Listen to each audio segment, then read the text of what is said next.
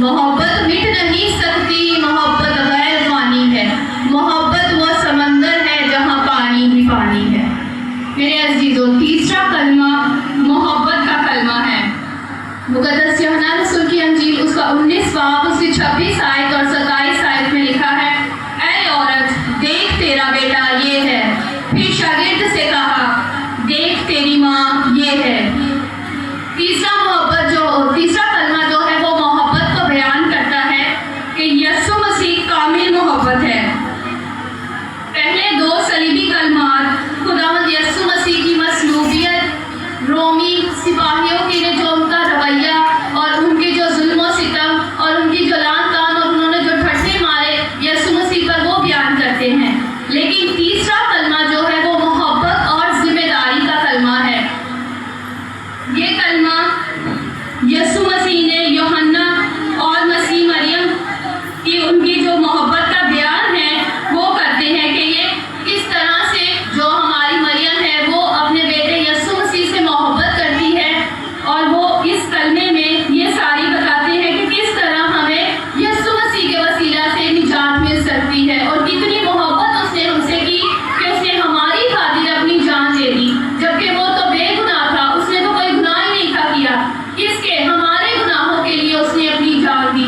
جب آدم اور حوا نے گناہ کیا تو ہم سب کیا ہو گئے؟ خدا کی محبت سے دور ہو گئے۔ پھر خدا نے کیا کیا؟ ایک پلان بنایا، ایک منصوبہ بنایا کہ ہم اس سے کس طرح سے جو ہے وہ مل سکتے ہیں۔ تو پھر اس نے ہماری خاطر جو ہے ایک کنواری، آپ تو جانتے ہی ہیں کہ وہ شادی شدہ نہیں تھی، وہ ایک کنواری تھی، جس سے کیا ہوا؟ یسوع مسیح پیدا ہوا، اور اس نے کیا کیا؟ ہمارے گناہوں کی خاطر اپنی جان دے دی۔ بیٹے نے صلیب پر اپنی جان دی، کس لیے؟ ہمارے لیے، تاکہ ہم کیا پائیں؟ نجات پائیں۔ پاک روح ہمیں توفیق دیتا ہے کہ ہم نجات پائیں، اور کس کے وسیلہ سے ہم نے نجات پائی؟ یسوع مسیح کے وسیلہ سے۔ مقدس متی اس کی 27 باب اس کی 45 آیت ہمیں بتاتی ہے کہ دوپہر 12 بجے سے لے کر 3 بجے تک تمام ملک میں اندھیرا چھایا رہا، اور یہ کلمہ ایک خاندانی فرض کو پورا کرنے کے لیے بولا گیا ہے۔ یہ جو کلمہ ہے کوئی مطلب مسیح خدا سے کوئی سفارشی دعا نہیں کر رہا اپنی ماں کے لیے کہ میرے جانے کے بعد میری ماں کا کیا ہوگا، یا مطلب یہ فرض ہے، فرض نہیں ہے، خاندانی صورت میں بولا گیا اسے یسوع مسیح نے، بلکہ ایک اس کو جب صلیب پر جان دے، سینکڑوں لوگ جو تھے، جو تینوں صلیبوں کا جو 3 صلیبیں تھیں ان کو دیکھ رہے تھے، جہاں پہ جتنے سارے لوگ تھے ان کی نظر صلیب پر تھی، وہ سارے یسوع مسیح کو اور باقی جو 2 ڈاکو تھے صلیبوں پر ان کو دیکھ رہے تھے، لیکن جو یسوع مسیح تھا اس کی نظر، اس کی نگاہ صرف اپنی ماں پر تھی، کہ اس کو صلیب پر بھی اپنی ماں کی فکر تھی۔ بے شک کہ اس نے اس کو پیدا کیا، لیکن مریم بھی سب کچھ جانتی تھی کہ یہ ایک مسیح ہے، اور اس نے یہ سب کچھ کرنا ہی ہے، اس نے کفارہ دینا ہی ہے، اس نے اپنی جان دینی ہی ہے، لیکن اس وقت بھی مریم کچھ نہ بولی بلکہ روتی رہی، کیونکہ مسیح بھی جانتا تھا کہ مجھے یہ کام پورا کرنا ضرور ہے۔ یہ کلمہ جس کا آغاز مسیح کی طرف سے ہوا 2 حصوں پر مشتمل ہے، یعنی کہ پہلا حصہ ماں کے لیے بولا گیا، ماں سے خاطب ہے کہ اے عورت دیکھ تیرا بیٹا یہ ہے، اور دوسرا یوحنا سے کہ دیکھ تیری ماں یہ ہے، یعنی کہ جو اس کا مضمون ہے وہ یہ ہے کہ یوحنا جو ہے، باقی اور بھی بہت سارے لوگ تھے، یعنی کہ یسوع مسیح کے شاگرد بھی تھے، 12 شاگرد تھے، اور اس کے علاوہ مریم کے بھی رشتے دار تھے، لیکن وہ بھیڑ کے سبب سے بہت کہیں دور کھڑے ہوئے تھے، وہ اس کے پاس نہیں تھے، لیکن یوحنا اور مریم بھی صلیب کے نیچے تھی، ان کے پاس تھی، جو یہ بیان کر رہی تھی کہ وہ کتنا اس سے یسوع مسیح سے پیار کرتا ہے۔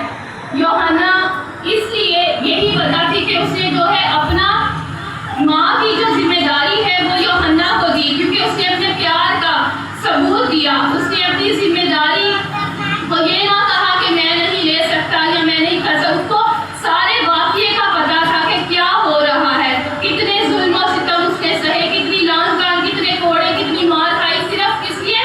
ہماری خاطر۔ لیکن پھر کیا ہوتا ہے کہ یسوع مسیح یہی سوچتا ہے کہ میں نے یہ سب کچھ کرنا ضرور تھا، پر اس کو پھر بھی اپنی ماں کی فکر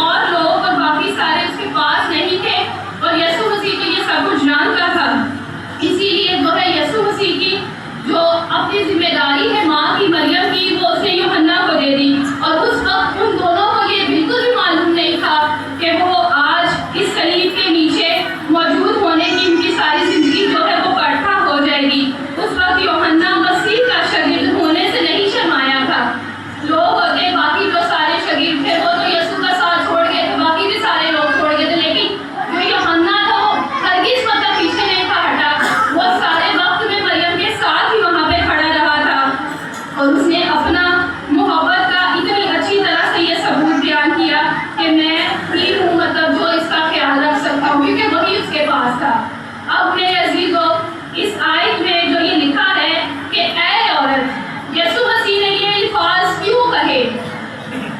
مریم کو اے عورت کیوں کہا؟ مسیح نے اے عورت کے الفاظ استعمال کر کے مریم پر ظاہر کیا کہ خدا ماں کی سوچ کے مطابق کام نہیں کرتا۔ جو کچھ اس وقت ہو رہا تھا اس کو ماں کی نگاہ سے نہ دیکھ بلکہ ایک عورت کی نگاہ سے دیکھ۔ پہلی وجہ تو یہ ہو سکتی ہے، دوسری وجہ اس کی یہ تھی اے عورت کہنے کی کہ مسیح جانتا تھا کہ اگر میں اس کو ماں کہہ کے پکاروں گا تو یہ اور غمزدہ ہو جائے گی، اور روئے گی، اور بھاڑے مار مار کر اپنا برا حال کر لے گی، بےحال ہو جائے گی۔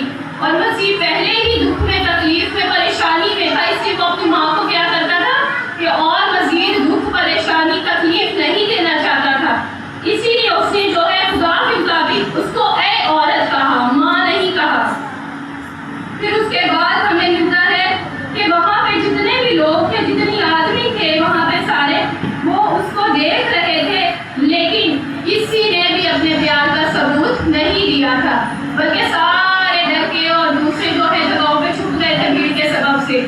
آج ہمارے ساتھ بھی کوئی واقعہ ہوتا ہے تو ہم بھی سوچتے ہیں کہ ہاں ہمیں یہ کام کرنا چاہیے کہ نہیں کرنا چاہیے۔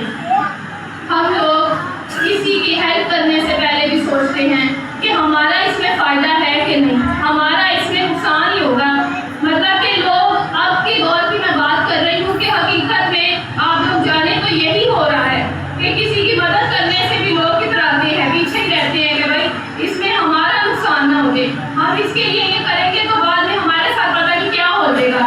لیکن مریم اور یوحنا دونوں ہی مطلب نہیں جانتے تھے کہ آج ہم دونوں ماں اور بیٹے کا کردار مطلب رول پلے کریں گے کہ آج میں اس کا ماں بن جاؤں گی اور یہ میرا بیٹا۔ مسیح نے صلیب پر بھی اپنی ماں کی فکر کی، اپنے ماں کے بارے میں سوچا کہ میں مریم کی ذمہ داری یوحنا کو سونپ کے جاؤں۔ میرے عزیزوں، یسوع مسیح کو قبول کرنے کی وجہ سے ہی ہم مسیح کے بیٹے بیٹیاں ٹھہرا سکتے ہیں، بن سکتے ہیں۔ کیا ہم مسیح کو قبول کرتے ہیں؟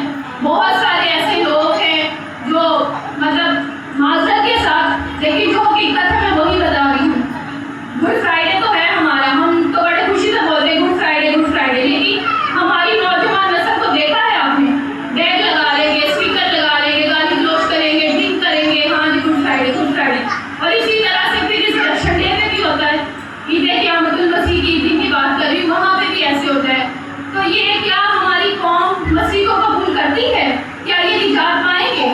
مسیح تو بے گناہ تھا، اس نے تو کوئی گناہ ہی نہیں تھا کیا، ہم لوگ گناہ گار تھے، ہم نے گناہ کیا تھا، اس نے ہماری خاطر صلیب پر اپنی جان دی تاکہ ہم گناہ ختم کریں، اپنے نجات پائیں۔ کس کے وسیلہ سے ہم نجات پائیں گے؟ خدا کے وسیلہ سے۔ اور آج ہماری نوجوان نسل جو ہے وہ یہ اس طرح سے نجات پا سکتی ہے کیا؟